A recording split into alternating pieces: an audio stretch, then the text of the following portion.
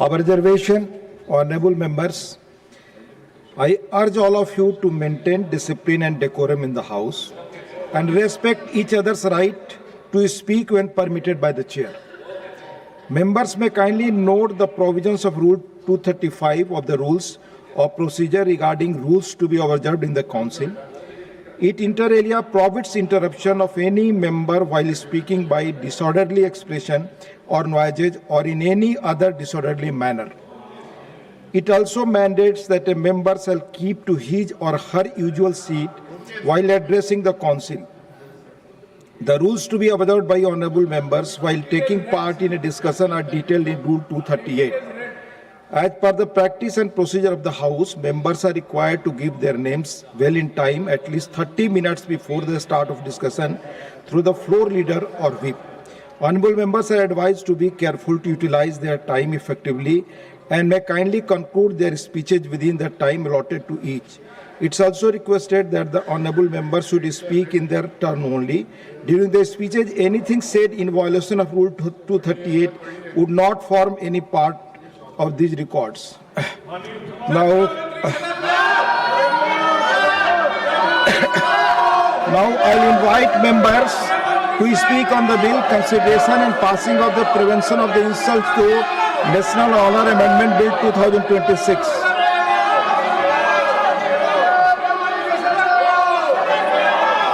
Srimati Ranjit Ranjan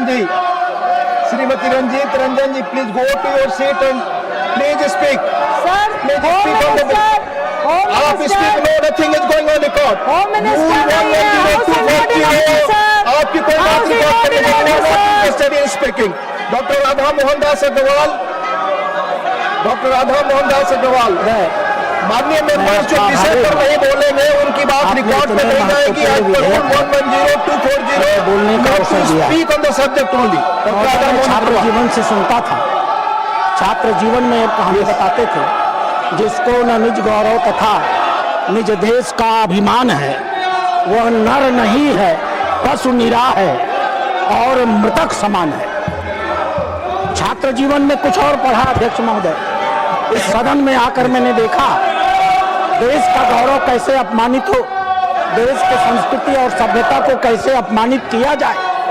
इस देश में लगातार ये परंपरा चलती आ रही और उसके सबसे बड़े प्रतीक के रूप में सभापति महोदय वंदे मातरम का यह गान था. पिछले 123 सालों से इस देश में वंदे मातरम अपमानित हो रहा है.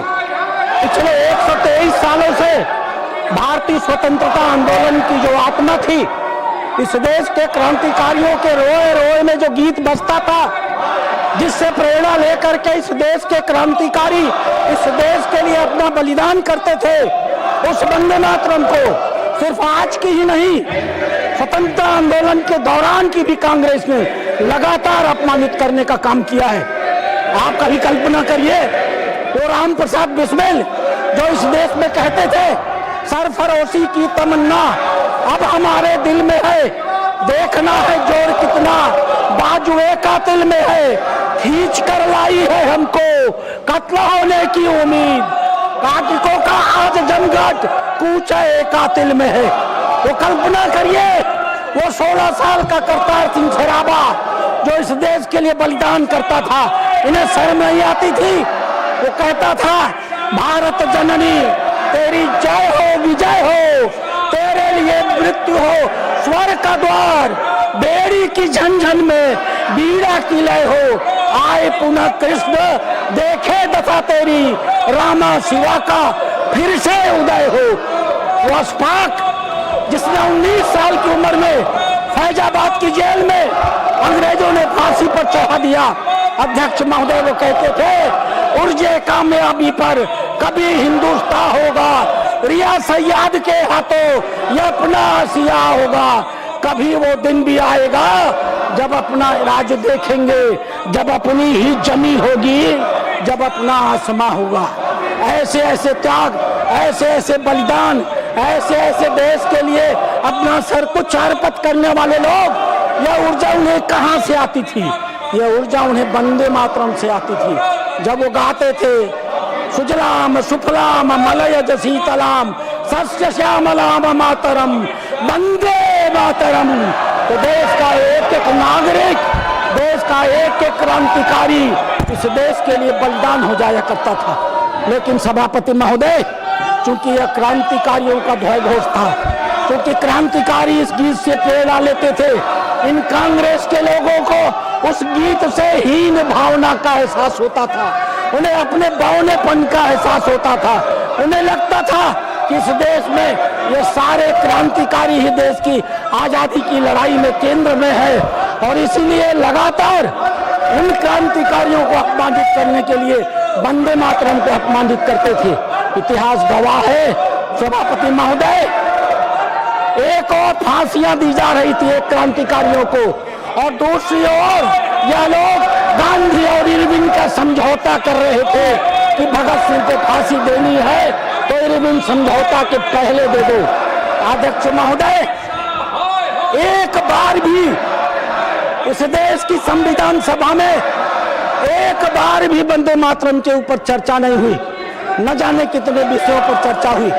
1923 में जब कांग्रेस के अधिवेशन में कांग्रेस के अध्यक्ष ने वंदे मातरम को अपमानित किया और कहा कि कांग्रेस के अधिवेशन में वंदे मातरम नहीं गाना जाएगा, इनकी हिम्मत नहीं हुई कांग्रेस के उस अध्यक्ष को, मुस्लिम लीग के उस दलाल को, अफगान से भारत के ऊपर आक्रमण करने वाले उस भारत विरोधी को महोदय 2020 में 21 में असहयोग आंदोलन शुरू हुआ। उसी समय इन्होंने देश के बंटवारे की नींव रखी थी। अगर असहयोग आंदोलन में खिलाफत को न जोड़ा गया होता, अगर मुसलमानों को न समझाया होता कि तुम्हें इस देश की आजादी की लड़ाई से कोई मतलब नहीं है, लेकिन चलो हम खिलाफत को जोड़ देते हैं, तुम आजादी के साथ सम्मिलित हो जाओ। अध्यक्ष महोदय, यह इतना महत्वपूर्ण विषय है, मैं आपसे आग्रह करूंगा मुझे चंद बातें कहने दे। 1957 में 1957